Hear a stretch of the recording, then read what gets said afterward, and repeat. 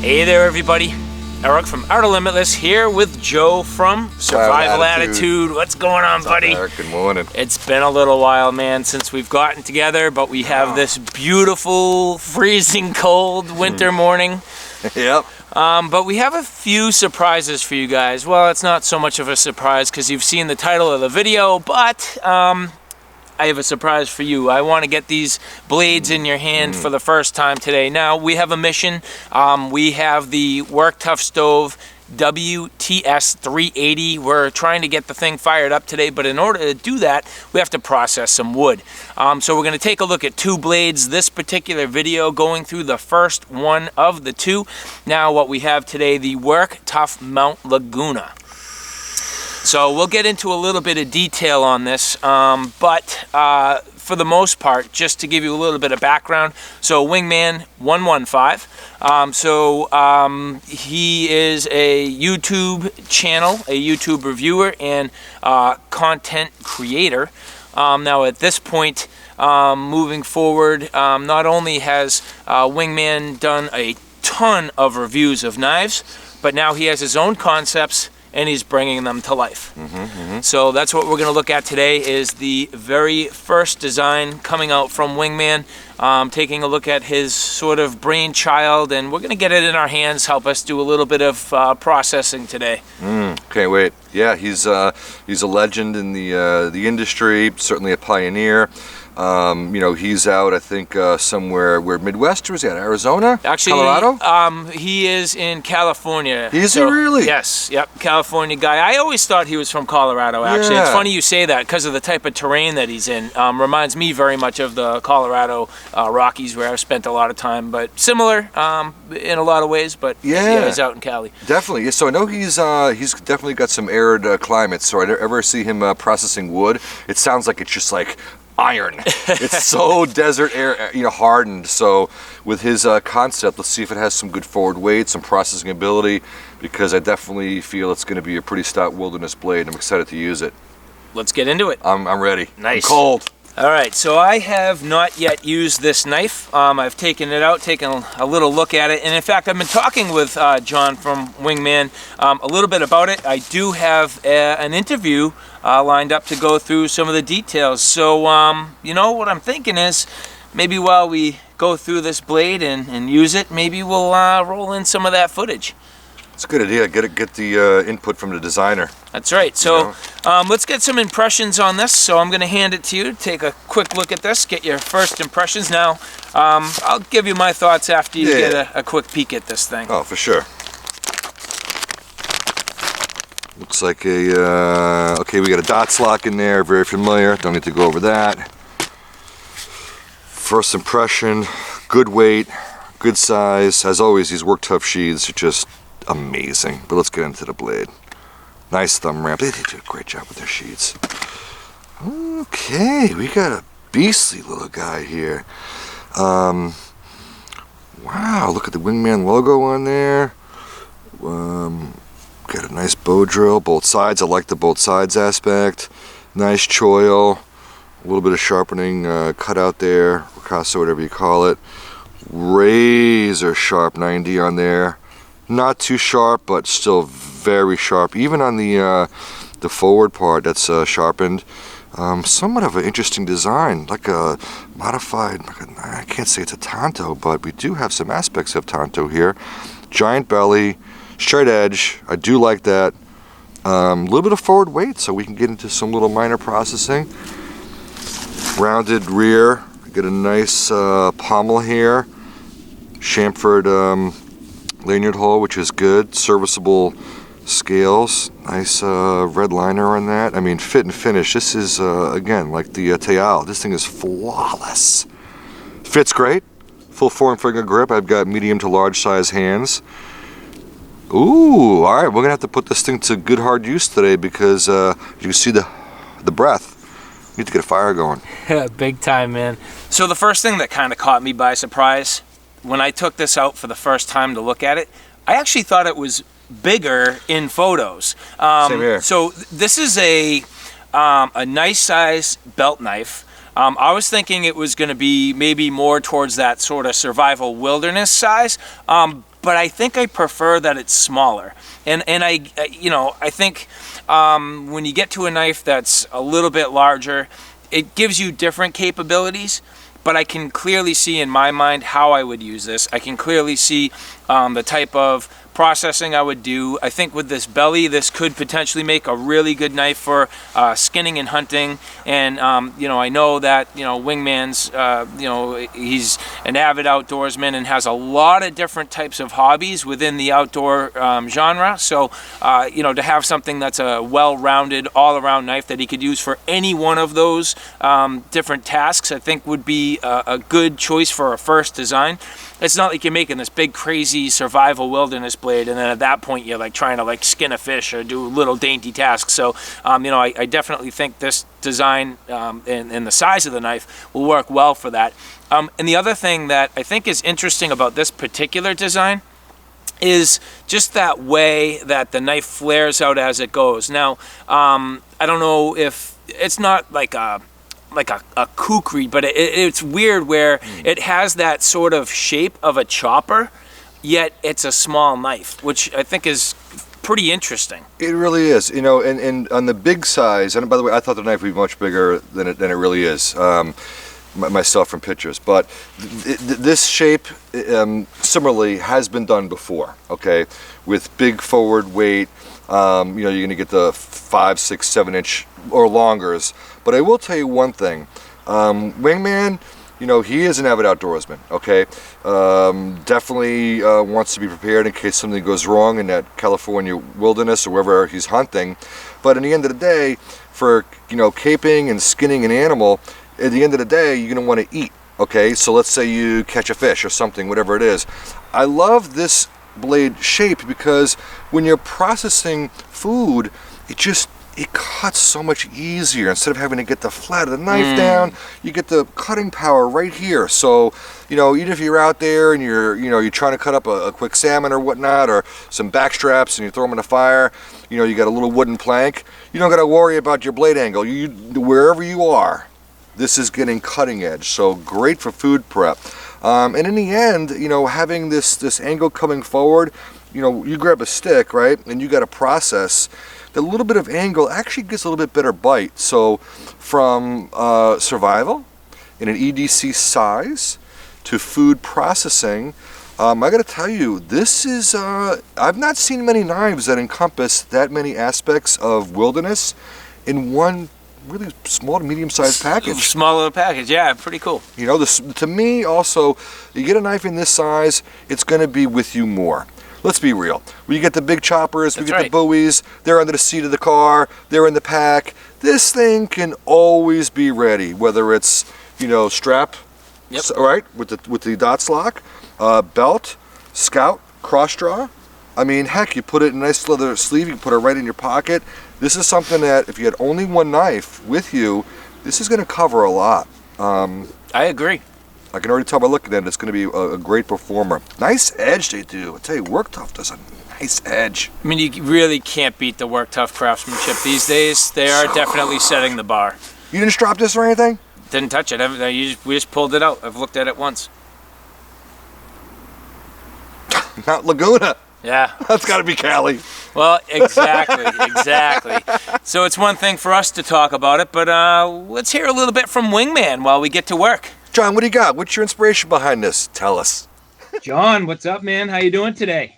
Hey, Eric. Thank you for having me on your show. Yeah, absolutely, man. And thank you very much. I just really appreciate you taking the time today to, meet with me, talk with me, and really get to know some of the people on my channel. Now, for those people who may not be familiar with you, John Wingman 115, YouTube host, social media, Instagram, Facebook, anything else out there you need to let them know about? Wow, I don't know. That was pretty good introduction right there. No, Nice. Just having fun on YouTube and on social media and just having a great time. I'm glad you're having me on the show tonight. Thank you. Yeah, awesome, man. I'm really excited. I've been watching you for a long time now. As I mentioned, as a YouTube host, I've taken a look at a few things and just going to throw, a few things over the bow here. Just, Okay. feel free to chime in if you want to add anything additional. So, you're a gear enthusiast. There's no doubt about it. And you're also an avid outdoorsman. So, you've been running this channel now, and from what I can tell, it's been about 10 years. So, I mean, a lot of real hard work, dedicated work to your fans, your subscriber base, the viewers, and you're in some ways kind of in that, I would call it a category of the founding fathers that really started a lot of these gear reviews in that first sort of wave. I look at myself as sort of more of that second tier. I came along because of people like you. So, I look at you as sort of like a mentor in that realm. Well, I'm humbled and thank you very much.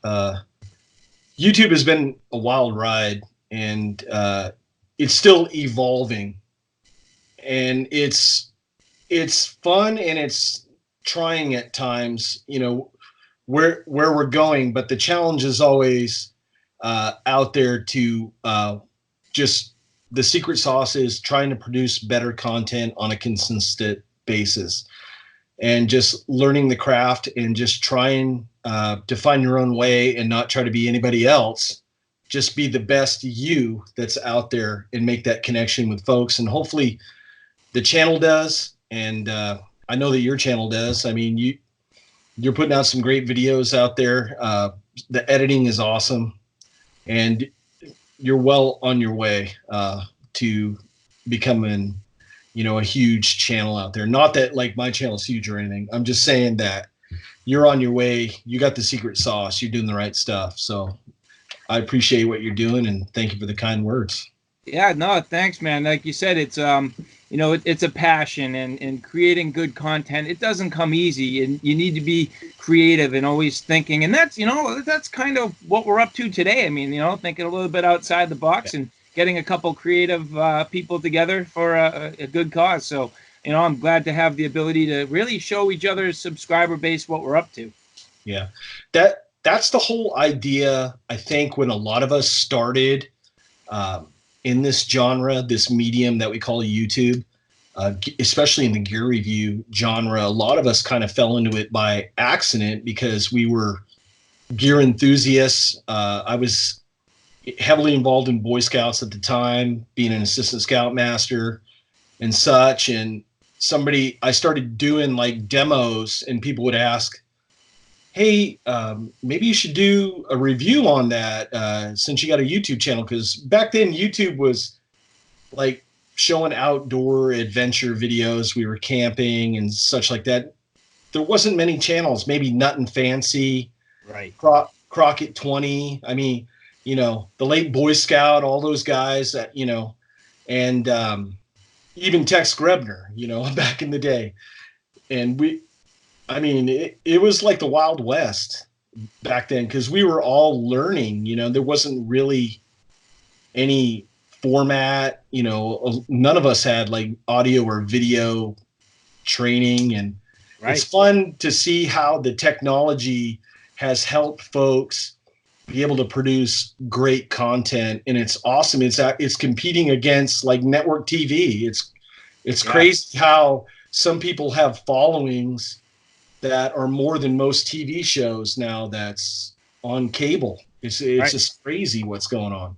It is pretty awesome. And speaking of great content, some of the things that caught my attention about you, and for any of my viewers who may not be that familiar, I mean, you've covered so many things, but when it's all said and done, you're about to hit the 40,000 subscriber mark, which is an awesome mark.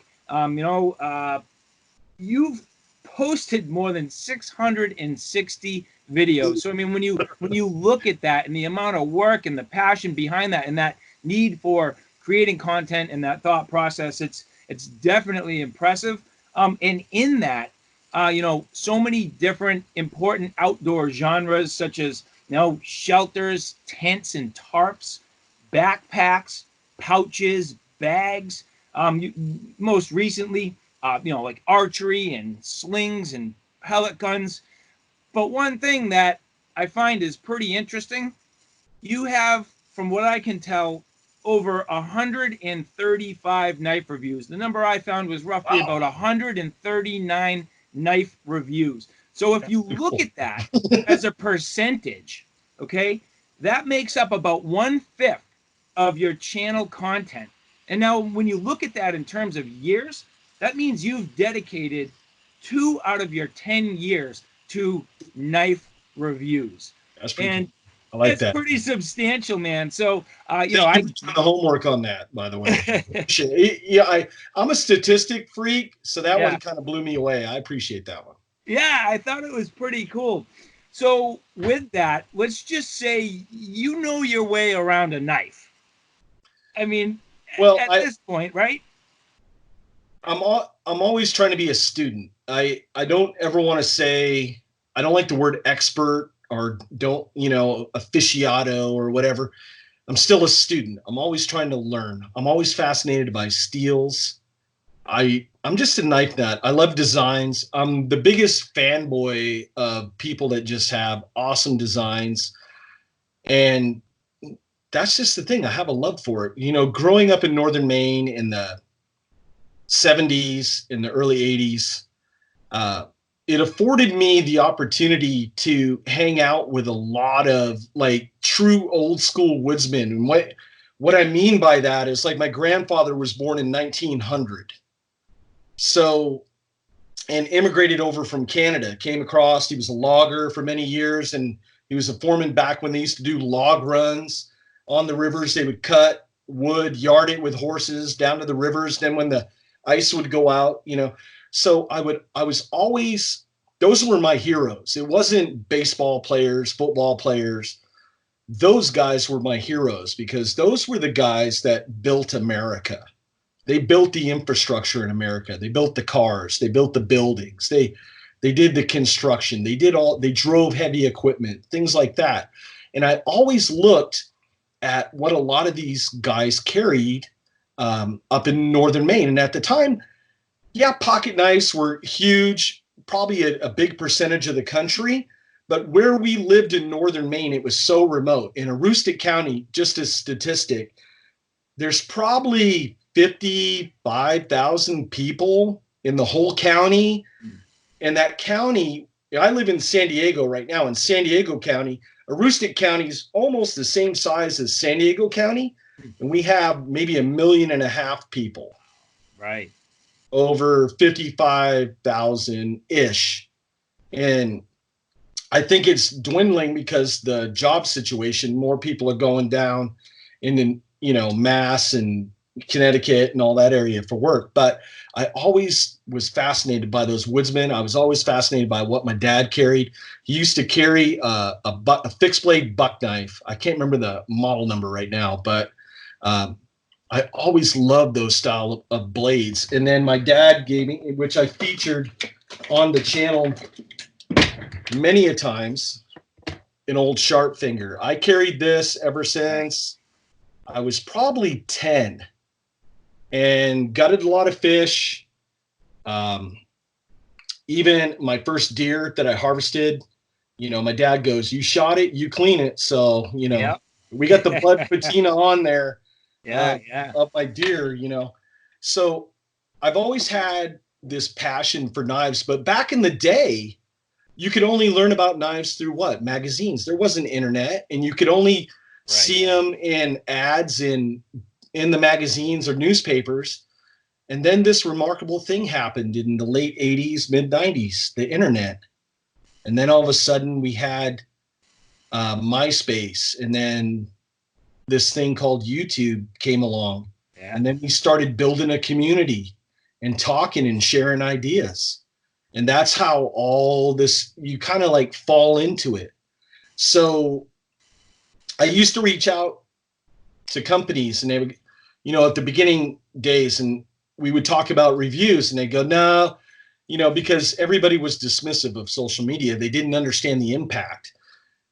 And then I met some people at a gun show, and I was like, "Hey, you know, I'm telling you, it's the wave of the future, and this is the way to go." And started with one review of I can't remember what my first knife. Well, I'm gonna have to go back and look. And that's what I'm saying. After so many videos, I mean, it's like crazy, you know.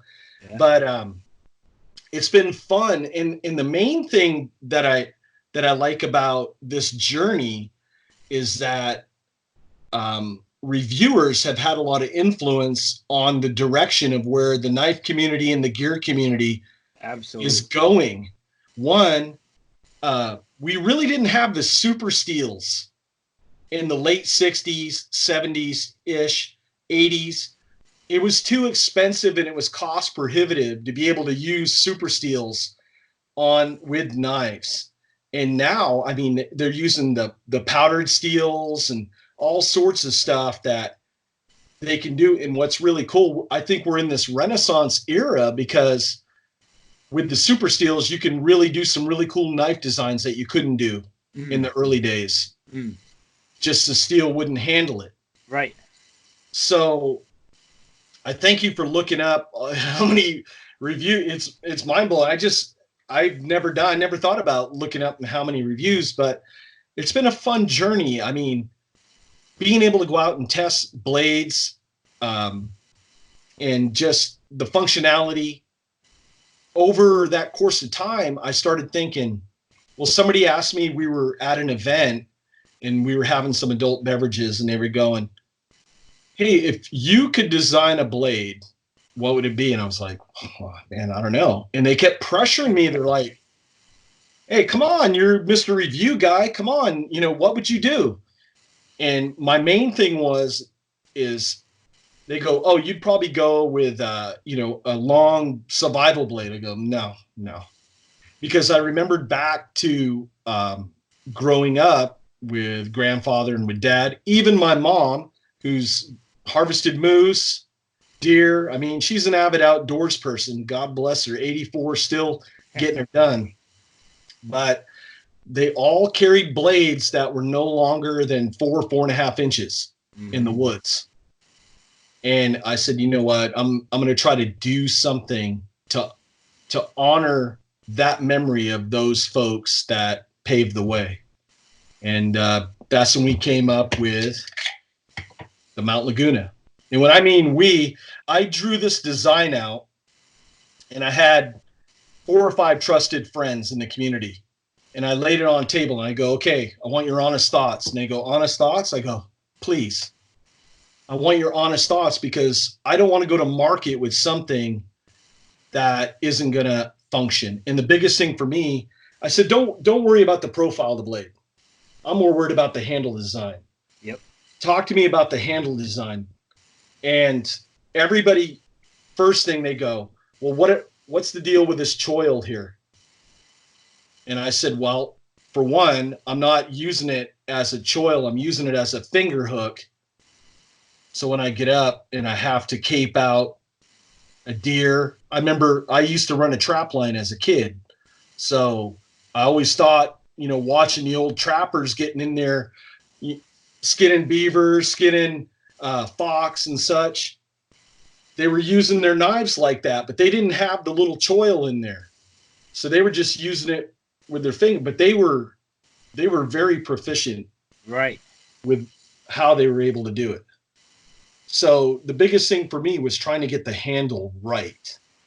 And then the rest would fall into place. So I worked with this handle design probably about a year, going back and forth. And the biggest worry I had was, is it going to be too short for most people? Now, I have a medium-sized hand, an average hand, and I figured for an average hand, it was probably going to be right in the ballpark. Now, if somebody's got big catcher's mitt hands, then this might not be for you. You might have to get a different option. But there's different ways to hold this knife that, I think it will work for everyone.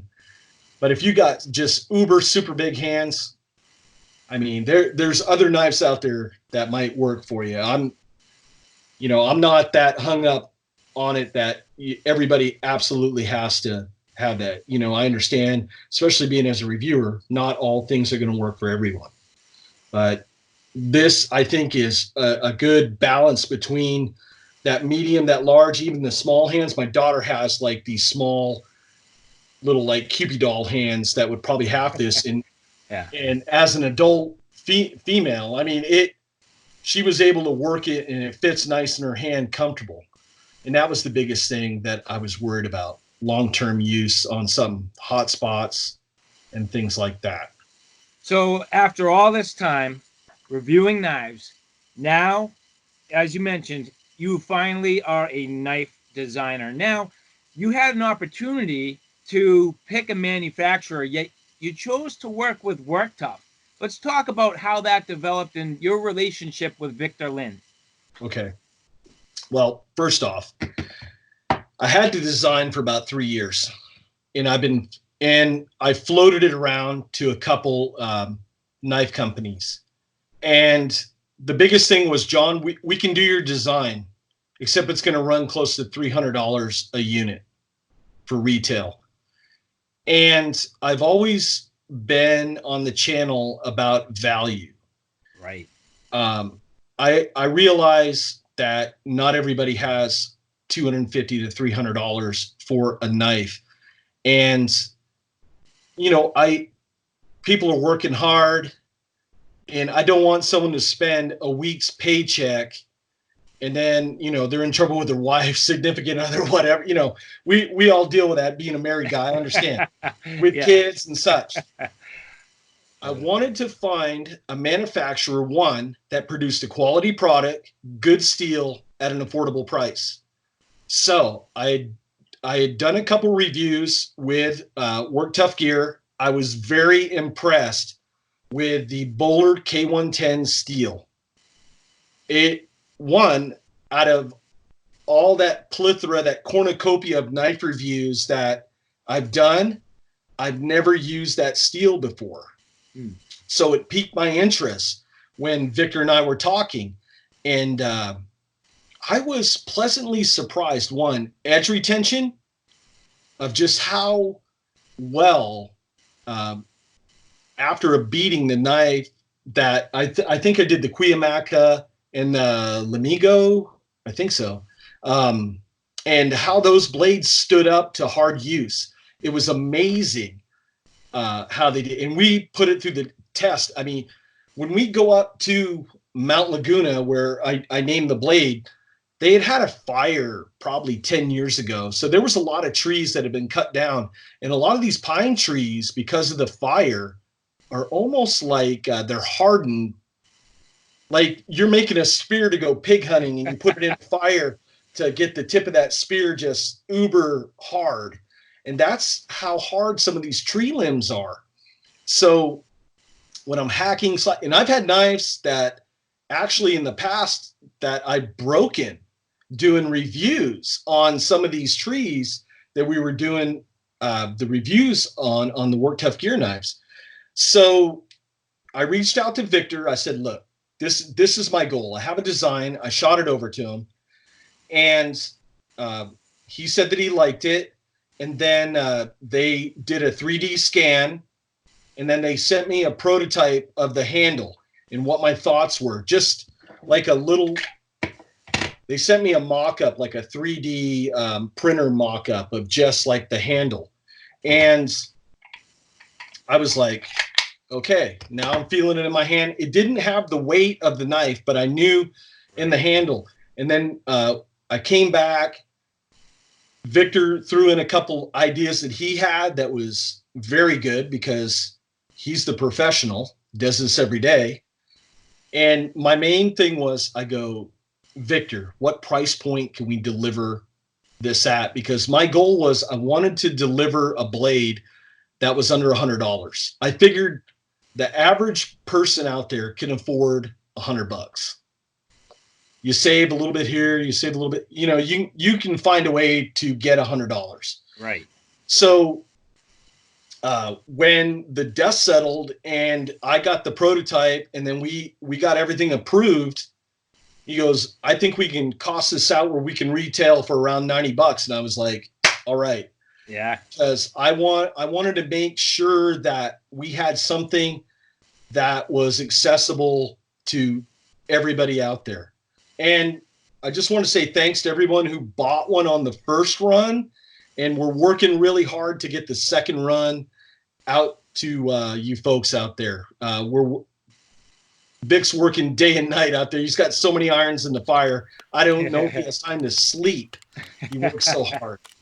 You know, it's awesome that you were able to pull that off in a lot of different ways. And going back to what you said about value, you know, value is one thing to get a knife in your hand that looks good and feels good. It's another to get value when it really, truly performs. Now, I can tell you, we put this knife absolutely through the paces. So there's a few tests that we put it through where it really shined, and to be straightforward, it shined on everything. I mean, every single test we put it through, this knife shined. So the first thing is, I mean, you've built a small knife. It's a small package, but this knife works way bigger than it is. So the first thing is, I mean, we used it for some pretty heavy-duty batoning and splitting tasks. And a knife like this, you know, you wouldn't usually think is in that sort of classification, but you really got it to do the work. The Mt Laguna. John, did not think this knife would perform the way it performed. I have a lot of blades, and Eric, you do too. We test all the time.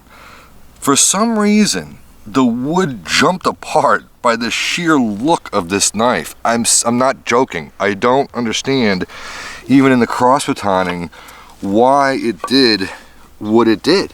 I think it's the belly. I mean, either it starts to crack. I mean, look at that. And the stoutness of the knife, you're not going to break it. I mean, there's a knot right here. But to cross baton, to baton, it could be the shoulder, the stock, the belly, just the combination thereof. No question in my mind, this is designed from a user perspective. Don't forget, Wingman 115 tested hundreds of knives, and to put his creation behind the wheel and to have a world-class manufacturer like Work Tuff Gear, the design input to the manufacturing to the output, the actual usability of this knife, I'm going to tell you right now, this little guy has outperformed some serious blades in my collection. I can't even imagine cutting in your shop, right? Let's say you've got leather to do, or you want to start to score kydex. I mean, right, this is a frozen stump, but look at those cuts. Nice and straight. That's just incredible. Again, all due to that belly. So beyond impressive. The scallops are great. So if I'm going to do any type of, you know, look at that. I mean, it just wants to eat.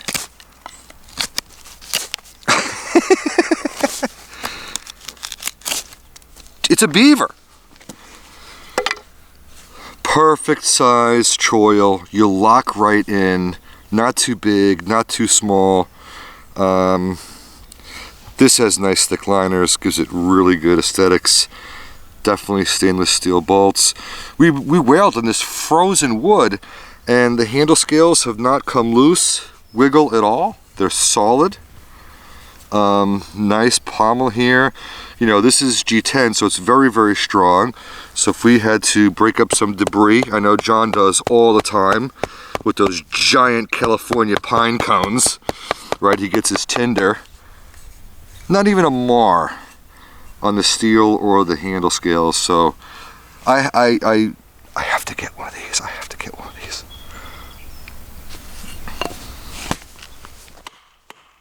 What is it you think about this design that really does such a great job with the splitting? Well, one, if you look, we kind of went with, it looks like a high saber grind with a convex edge. And the reason we originally were going to go with a Scani, and I put it out there, hey, we're going with a Scani Vex. But when we went to testing, the edges weren't tough with this design. There just wasn't enough meat for that. And the original, we went back to the drawing board because when we tested it, we were like, okay, the Scandi grind isn't working right now. So Victor goes, well, how about if we go with a convex? And I was like, that was my dream to go with a convex, because after reviewing a lot of blades, convex seems to hold the edge better than a lot of the other edge. Now, there's going to be people out there, don't blow up his comment section. No, only this is going to work, or this is going to work. I understand that. This is a tool, and it depends on what you're going to use it for. But I think it works well for batoning. And I'm not, if you guys follow along on my channel, you guys know I'm not a big fan of batoning, because my grandfather, if you ever saw me beating on a blade, he would have beat on me. But we went with 3/16 of an inch Bowler K110 steel. So I think my thought is, with the more robust section in the front, we have a little bit more meat, and with the thickness of the blade, it gave us just enough strength, and the angle grind kind of works like a wedge. So once you make that first strike and you get it in, now it's not hitting the edge of the blade. It's almost working like splitting wedge as you're going down and you're doing limbs or small, maybe 3.5, 4-inch round blocks. Any bigger than that, I don't know. I'd be interested to see what people could do. But, with that, even the tip, I mean, Victor kept enough meat on the tip, and when you're banging on a knife this small, this part right here is probably going to be the most vulnerable area. And I've seen, I mean, a lot of knives where the tip just comes right off. But that's a testament. Let's go back to their heat treat. You can have great steel. Right. You can do everything right, but if you don't have the heat treat down, Let's go a little thicker on this one. then you just got a high priced pry bar. Right. No, and you guys nailed it. I mean, and when you go back to the design in that tip, I mean, we did some real substantial, stabbing and real heavy stabbing through, decent size wood, decent size logs, and a bunch of prying. And I mean, there's absolutely no problem at all with that tip. So again, back to that heat treat on the K110, man. I mean, it's absolutely spot on, no doubt about it. I mean, really, seriously torquing on this thing. With that swedge and the way all these angles come together on the tip of that knife, I mean, that makes that really, really stout and strong, capable, durable, and you are absolutely not going to hurt it. Even thicker. There's probably no way this should be able to do this. But it can. I mean, that's ridiculous.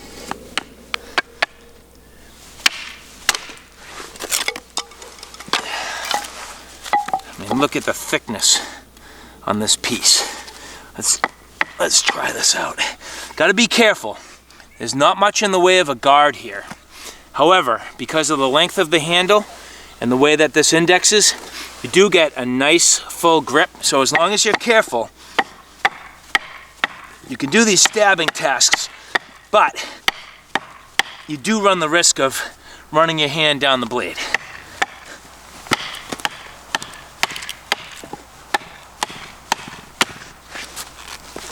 It's through.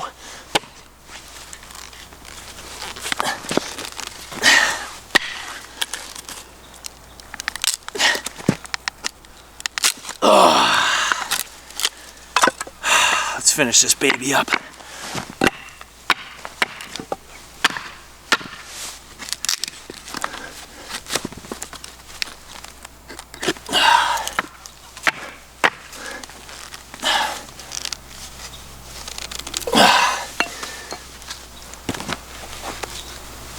I mean, if you look at how strong this wood is, I mean, for this knife to bury down and through and crack it like that, man, that's sick. Well, my idea behind that is to have enough meat and potatoes up here, so when you're gutting that deer or you're cleaning that fish, or say you got to quarter that elk, you're able to get up there and you're able to cut through the bone and you're able to maneuver, and you're going to have the peace of mind knowing that the blade's going to hold up. And that was also my thought about putting an angle on the front of the blade, because I get asked that a lot. Why didn't you just come out straight?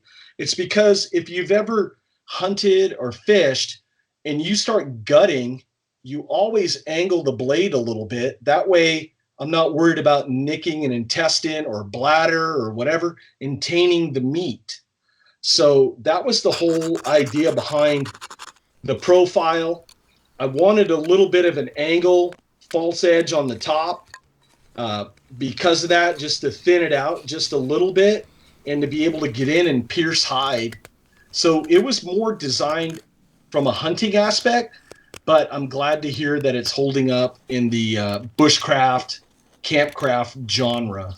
Yeah, yeah, absolutely. And even after all the splitting and stabbing, I mean, we used it for some nice, feathers and some slicing tasks. And I mean, that edge held up great. And between the comfort of the handle and the ability to nicely index and the shape of the blade and the grind angle, it's absolutely wonderful for those slicing tasks. So very comfortable. Thank you. I'm glad you guys were able to use it and didn't have any hot spots in the hand. And that was the whole thing behind it, was like, if it doesn't feel comfortable, you're not going to use it. It's going to sit on a bookcase somewhere and you're going to move on to something else. And I wanted gear that you're going to use. I didn't want safe queens. Right. The biggest thing on my channel is I don't have safe queens. I want people to use the gear. I always say that, whether it's archery, air guns, backpacks, you name it, use the gear. Doesn't matter if it's in your backyard or out in the woods. That's where you learn the skills. Right. You learn them in the backyard, then go out in the woods and have fun. But just use the gear. And that was the main thing behind it. That's really important. You're right. And I don't blame people entirely for having safe queens. In fact, my buddy Joe, I bust his balls about it all the time. But I'm a user, and I consider my collection to be a user collection, and it's great when you find new styles of blades and things that you haven't seen before. And I mean, between the overall blade shape and the shape of the handle, I mean, you brought some definite new design elements to the table, and it's new for my collection, and I'm just glad to see it performing the way it did. And going back to one of your statements and just the work that Work Tuff Gear does, I've not picked up a single one of their knives yet that had any hot spots. I mean, all of their knives, the handles are extremely well made, and that's certainly the case here with the Mt Laguna. Well, Vic and the team over there at Work Tuff Gear, they take a lot of pride in the craftsmanship of everything that they put out, from the new Work Tuff stove that they have to all the knives that they put out under their banner. And they do a lot of stuff for other companies as well that the general public doesn't know about. And they do a great job in that regard. Now, a lot of people had asked me my initial thoughts of why we went with G10 instead of Micarta. And the biggest thing for me was a lot of micarta, unless it's treated, it's going to absorb moisture or blood.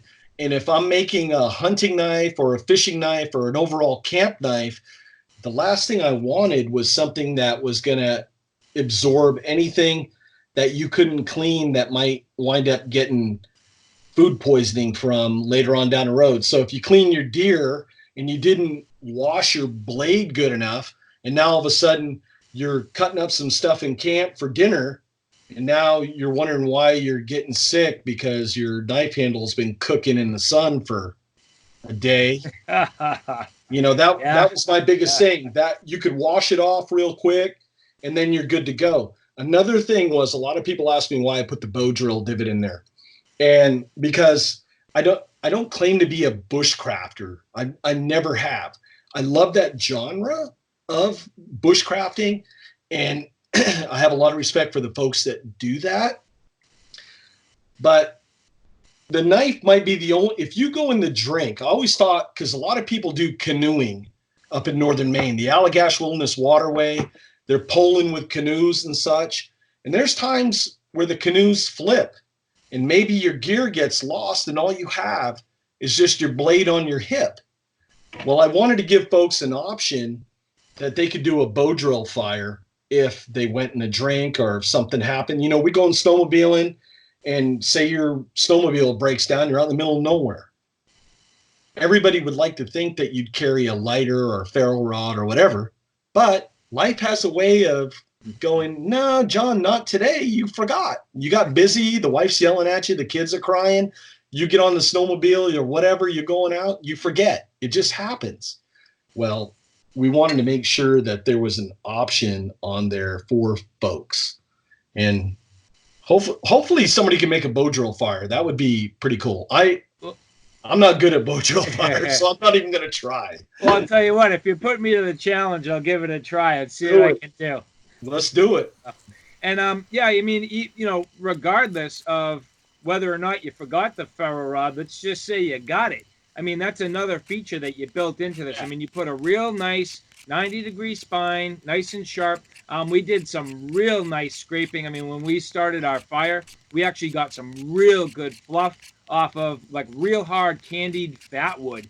And you know, that was key, getting that nice, you know, fat wood all fluffed out and ready to go, and then just hit it real quick with the ferro rod and boom. I mean, thing was lit nice and quick and easy. And you know, that 90-degree spine, I mean, it's, you know, it doesn't bother my thumb, not in the least, but it does a lot of work. So, I mean, nailed it there.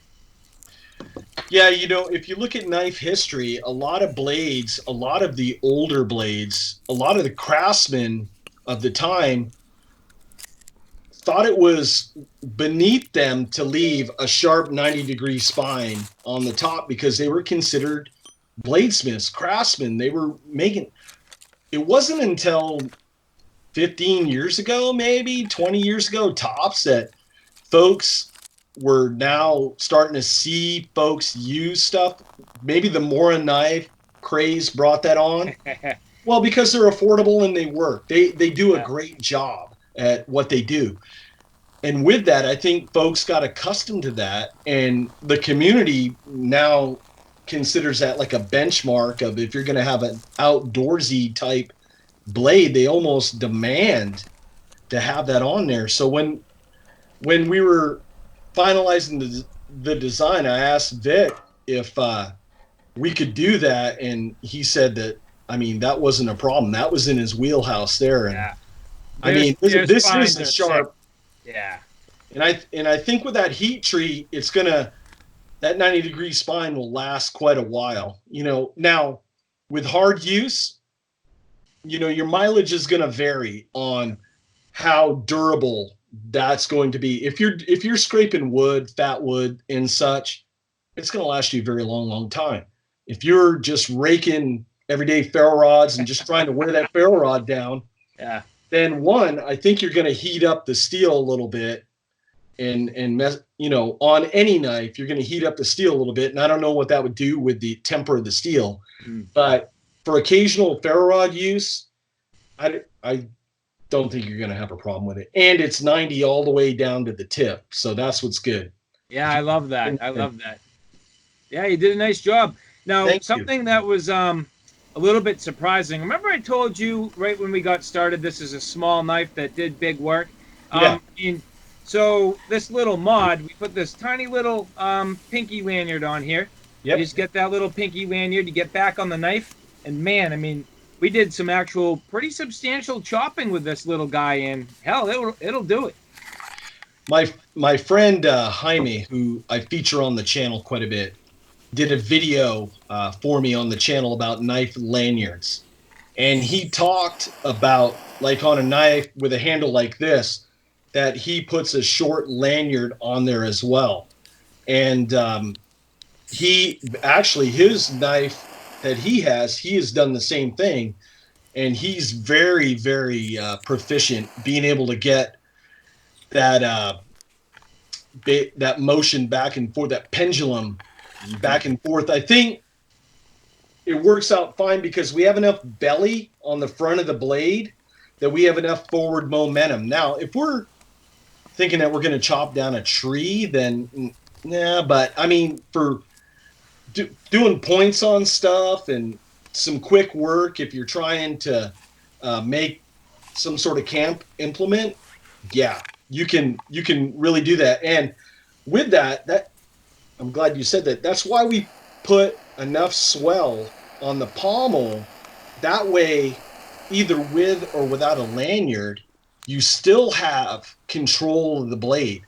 Just with that index finger cupped around, you are not going to lose that knife. Now, always be safe and caution, nobody around, stuff like that. But if you can use that lanyard with that, yeah, it's one, it's safe, and two, you're getting maximum force out of that. Pinky lanyard, very important for me, because number one, when I did this, well, I didn't like the long lanyard hanging around and over the wrist and this and that and everything else. It's just, when it's sheathed, it's dangling, it's waiting to be caught in a branch and extracted. This is small, and it's very little risk, I think, that somebody's gonna get and pull out your knife. But once I did it, I realized you're getting the strength of like a twisting motion. You're almost getting more purchase on the handle, and that power transfers all the way to the tip of the knife.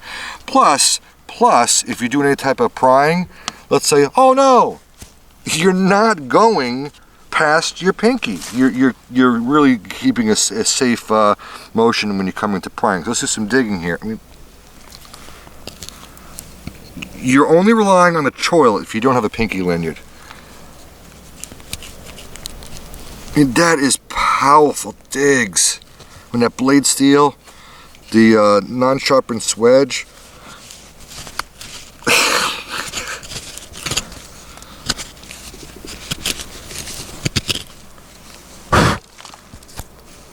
Perfect. And get that pinky lanyard, you're actually able to take advantage of a little bit of forward weight here and get into some chopping, so you get a little bit more extension, forward motion on the blade.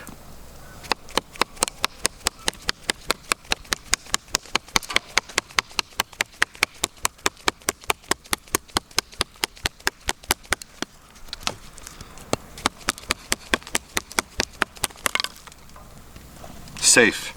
No risk of flying out, hurting anybody. Really nice. If you're doing other tasks, let's say you're fishing, I tie my own flies, let's say you change fly or change lure, you gotta go in, change it, it ain't falling out, right back at it, do whatever you gotta do, cut your line off. So I like the pinky lanyard. It gives a little bit of look. You change the paracord to many different colors and it gives different aesthetics. So also it's nice, Work Tuff did an excellent job at chamfering the pinky, the hole, the lanyard hole. A lot of times people just drill right through, or they have a brass lanyard tube and it's non-chamfered, and within an hour of working on it, you're really gonna start to cut off that paracord. I mean, look at this. After swinging on that thing, not one bit of fray. So that chamfering is really, really well done. Nice job. Yes, Yeah. no, it did a great job. And I mean, nothing super heavy duty, but when you need it, you need it. So, one of the things I just wanted to go back real quick, just briefly to talk about the tip and the fact that the tip here is just nicely centered. So you were talking about, using it for skinning and being careful to not taint your meat. Well, the flip side here is on top of that for the bushcraft tasks, well, you got that nice, ability to drill and dig and pry, and with the nice stout tip, I mean, it does, a real nice job. So we were able to even, use it for some drilling and, basic digging tasks. And actually, when we got into our food prep, we had a can, we were cooking, and we didn't have a can opener. So we actually used the knife to dig the can open and get right into it. And man, it did it no problem. Nice. There's gonna be times when your can won't have a pull can and you don't have a P38, whatever, can opener. I really don't recommend this. Number one, it's dangerous, but in a survival situation, you gotta get to this food. There's only one way to do it. So let's test the Mt Laguna. And I'm sure we're gonna have some edge damage, nothing that can't be corrected when we get home. But let's just give it a go. I'm not going to use a pinky lanyard on this one because I want to choke up as much as I can. Oh my gosh. Is this serious?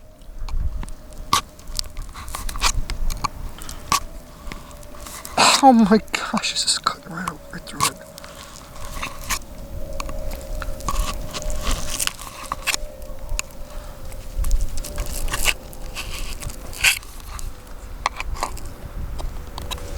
Why do we need a can opener? There's 0 edge damage. Razor still. Very, very impressive for a survival knife. I have done this with other blades. I've done it in 1095. I've done it in full Scandies, and I've had destroyed edges by doing that. And that is literally something spectacular. There isn't even a chip or a roll, and that is still razor. That's my sharp test. If it lays on your fingernail, it's all covered with soot and smoke. Doesn't slide off by its own weight. That means it's digging in properly. I mean, that's what you want. You want the bite, so impressive. So Joe. Yeah? How thick is that rope? About 1 inch. It's more than an inch. It's frozen too. That's way more. That's more than an inch. Well, it's at least an inch. I would say maybe 1.25 inches. I'll go with that, but it's still frozen. Oh, dude, frozen. It's still solid. completely frozen. Nice. I don't have good doubts. I'm not gonna lie to you. I don't, because we cut can. It's not been dropped. Nothing has been touched at this edge. So you want to do a I want you to pull cut through that. pull cut it? Pull cut it. All right, dude. A lot. It's so cold. Are you gonna be able to get your hands on it? Yeah. Survival attitude's hands that don't get cold. I don't know, dude.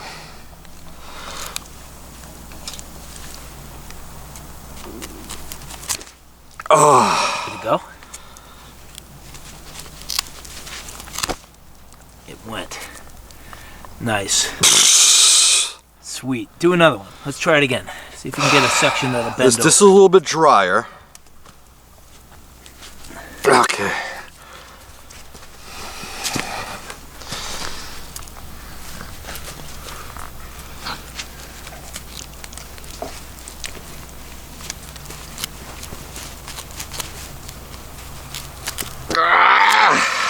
Did it go? Yes. It went.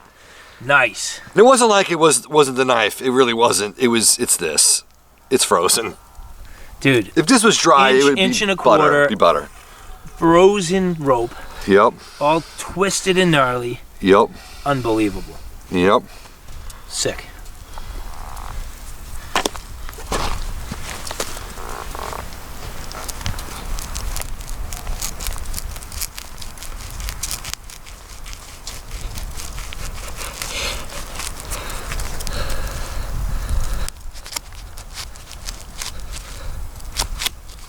There's that belly.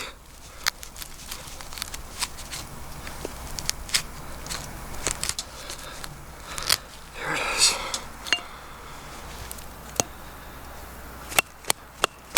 What?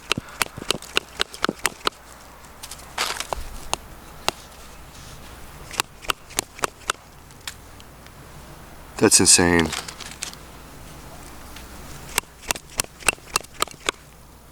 It's ridiculous.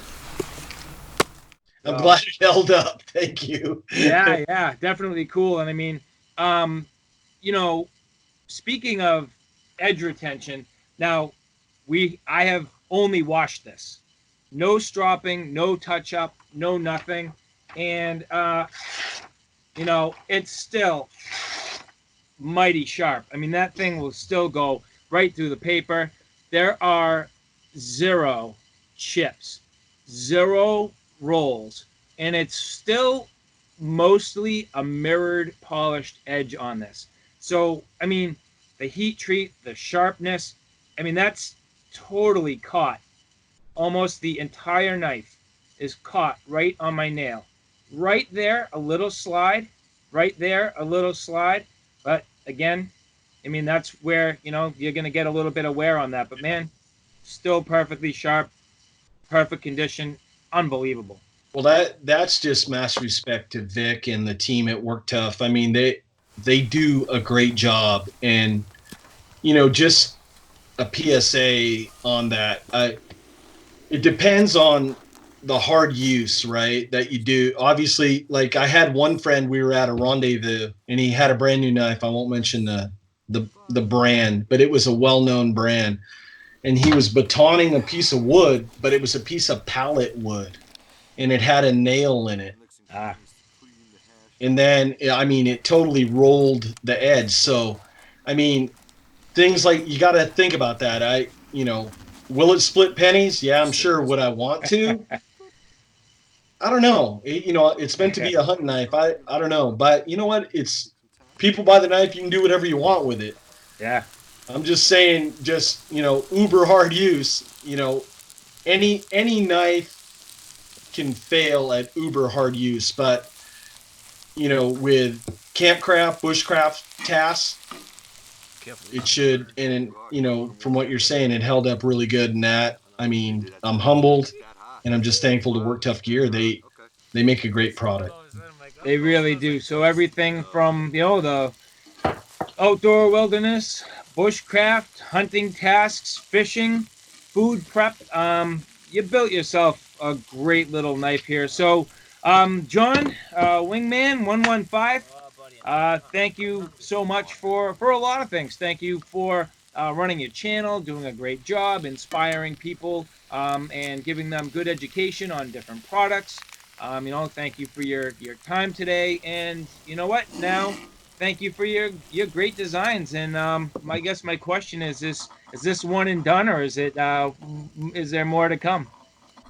Well, one, I can't comment on that one. I do have a few quote irons in the fire that we're working on. It might not be a knife. I'm going to throw a curveball. It might have something to do maybe with the archery industry. Cool. That might be sharp and pointy items.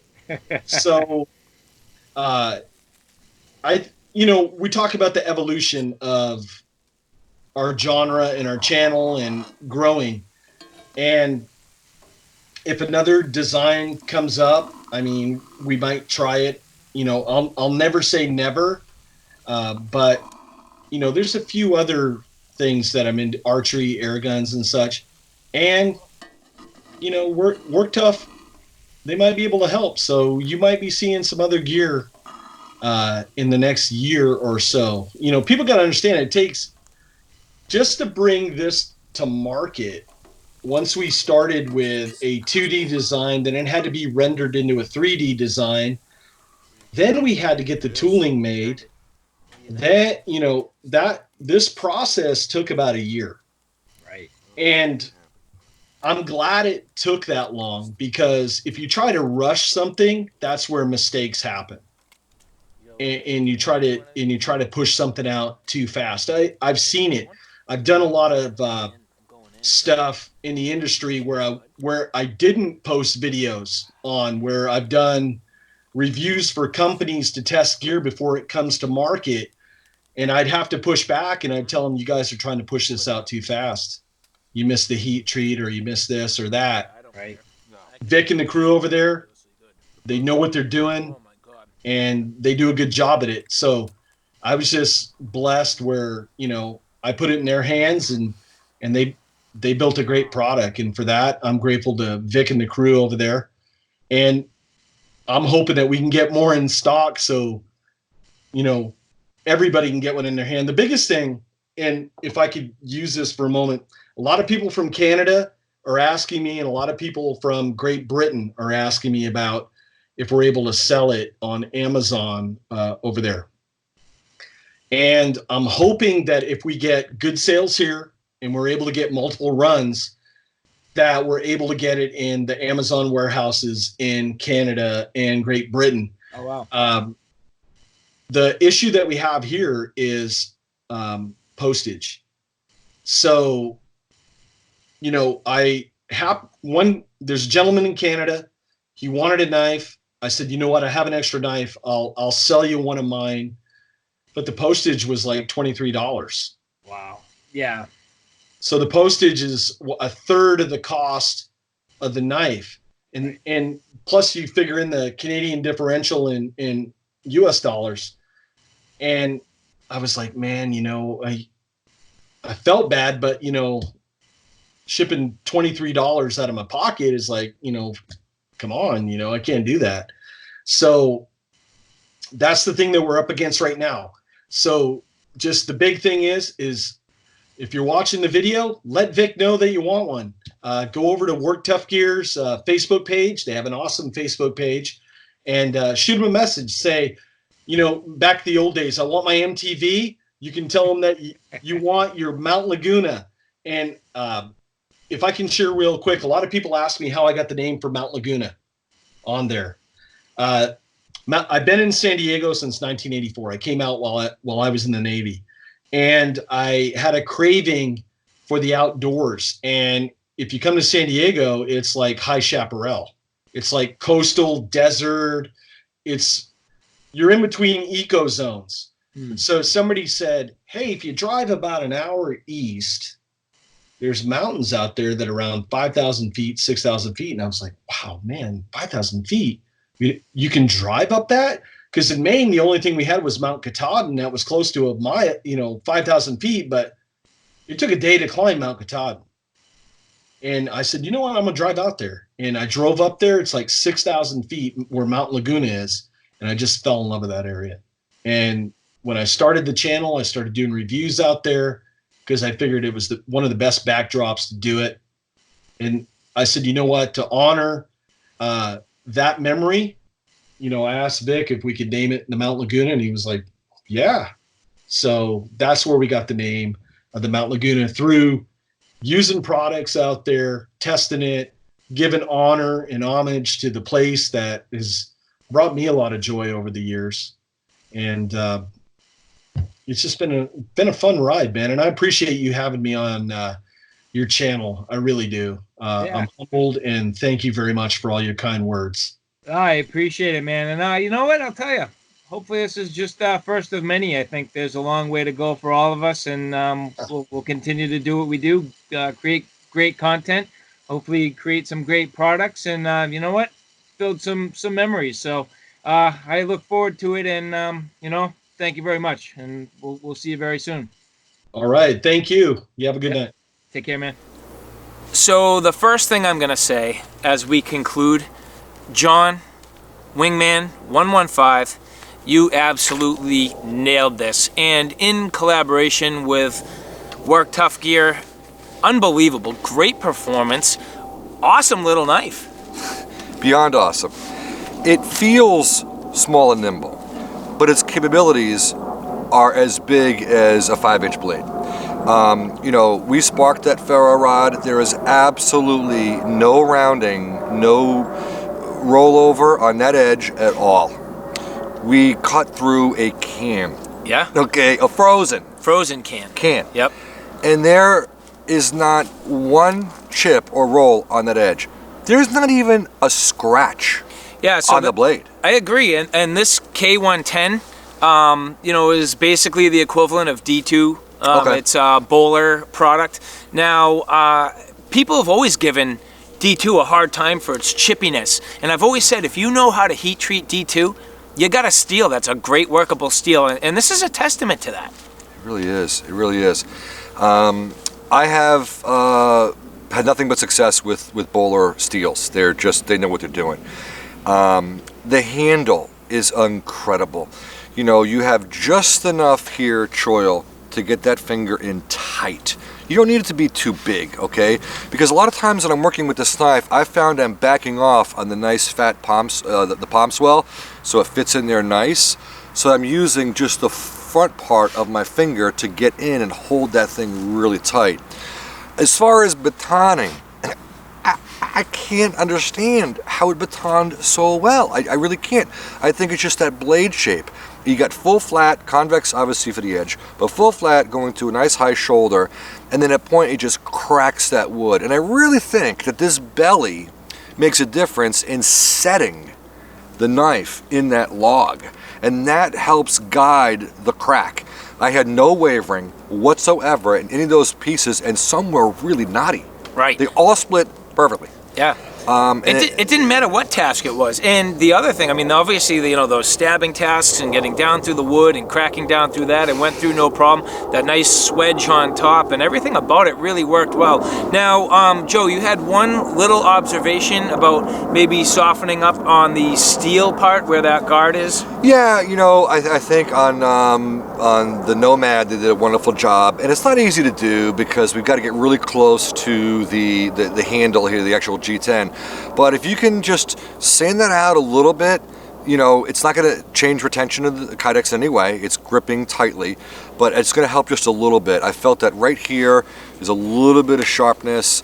And other than that, if that was softened out a little bit, and I do it myself a lot of times, just sandpaper or sanding brick, but if it can be done from the factory, again, another product that out of the gate, there's zero to be done. I agree. And speaking of zero to be done, when you get into the Kydex, perfect lock up, perfect retention, zero rattle. I have no concerns, and this is for me going to be a shoulder carry. There's no doubt in my mind. This is my companion blade, shoulder carry. You know, hiking, camping, backpacking, going through the mountains. This to me is the absolute perfect little companion blade. And at that point, you know, who knows? Maybe I'm carrying a hatchet or an axe, or maybe even not. I mean, this really could pretty much do it. I love on the Kydex, got that thumb ramp. It's well crafted. They've done a great job. So overall, this package to me, 100% exactly what it should be. It really is. I mean, the drainage hole is in a perfect location, right at the bottom of the tip, so it actually, debris and water will fall out. I actually like the fact that though it's taco, they didn't go full round and then put just a single grommet at the end. I actually like the flatness, because if you're belt wearing, you're not going to get a point digging in you. I really like that. And some people add leather or different things in the bottom to protect the Kydex. I think that's really cool. It's just really good looking. I love the fact that Work Tuff is giving homage to the designer. John's logo is on here, which is absolutely great. That's respect and a great way to showcase true collaboration.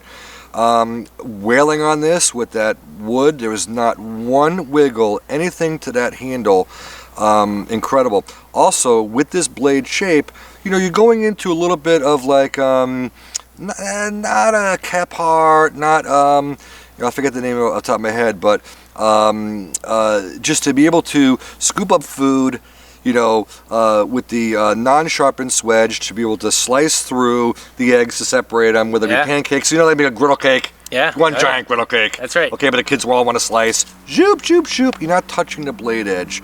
I can't speak enough about this knife. It outperforms anything in the, this is probably maybe a 4-inch in total. I'm guessing right now. This thing absolutely outperforms 5-inch cutting edges that I have all day. You get a little pinky Lanyard to it, the ability to chop and swing, makes it feel like a 5-inch knife. I mean, I can't say enough about it. I want one really, really bad. Nice. So again, John, great work. Greatly appreciate it. And to Victor Lynn at Work Tuff, nice job, excellent execution. Again, just continuing to set the bar, continuing to up the ante with everything they do, the fit, the finish, the quality, the design, the collaboration, this community that they're building. It's greatly appreciated, and something that, as a consumer out there, you guys, you really need to be looking at this brand and keeping an eye on this stuff, because it is top notch. It's true. And one other note, so this will be the third knife that we've tested from Work Tuff. Yep. The Teal, the Nomad, and the Mt Laguna. And the one thing is I will say this. When I first saw these knives, mostly on your Instagram, okay, Outer Limitess, I was first, and Eric will tell you, when we talk at nights, you know, I'm like, I don't know. I just don't see it. He goes, Joe, it's in my hand. You have no idea. So what I really do appreciate about this brand is they're a little bit non-conforming. They're not going on a standard, whatever look, okay? But what's unique about it is something that's strikingly different in its look, but the performance, I feel, is actually better. And that's what all three knives that we've seen so far. So far, it's been some of the best performance out of any brand that we have tested. I firmly agree. Yep. So, unbelievable. So all right guys, so there you have it, a look at this Mt Laguna John from Wingman 115 designed and manufactured by Work Tuff Gear. I hope you guys like what you saw, and I hope you found it a little bit informative. If you like what you saw, please like, share, and subscribe. And as always, thanks for stopping by. Take care now. We'll see you soon. Real soon.